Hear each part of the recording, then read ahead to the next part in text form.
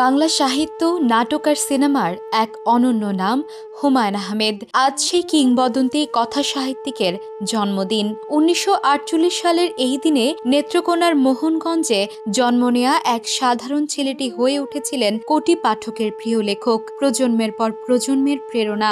দুঃখ পাইছস।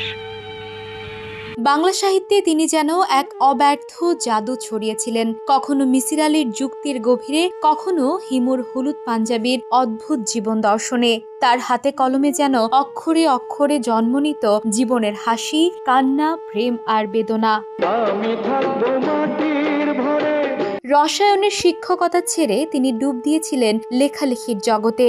নন্দিত নরকে, জ্যোৎস্না ও জননীর গল্প, মধ্যাহ্ন, মাতাল হাওয়া প্রতিটি উপন্যাসে তিনি ছুঁয়েছেন পাঠকের হৃদয়ের গভীরতম সুর। টেলিভিশন নাটক বহুব্রীহি, এইসব দিন রাত্রি কিংবা চলচ্চিত্র দুই দুয়ারি, শ্রাবণ মেঘের দিন সবখানেই ছড়িয়েছিল তার সহজ অথচ অসাধারণ গল্প বলার ক্ষমতা।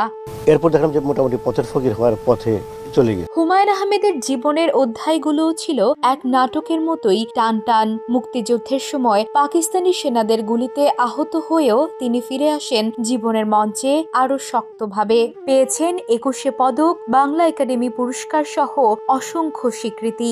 তোমাদের দায়িত্ব দেশের প্রতি। তার প্রিয় ঠিকানা নুহাশপল্লী আজও যেন তার নিঃশব্দ উপস্থিতিতে মুখর। সেখানে বাতাসে ভাসে তার সৃষ্টির গন্ধ, তার হাসির প্রতিধ্বনি। বহু লেখককে দেখেছি, মোটেই ভালো কথা বলতে পারে না। ২০১২ সালের ১৯ জুলাই এক বর্ষোন্মুখর দিনে পৃথিবীর মায়া ত্যাগ করেন বাংলা সাহিত্যের জাদুকর। তিনি বিদায় নিলেও বেঁচে আছেন প্রতিটি পাতায়, প্রতিটি সংলাপে, প্রতিটি হিমুর পদক্ষেপে। যে কোনো মানুষের জন্য এটা ধাক্কার মতো। তুমি যদি জানো তোমার আয়ু আছে ২ বছর। Desk report, the news. দেশে দেশে সবার সাথে, দ্য নিউজ।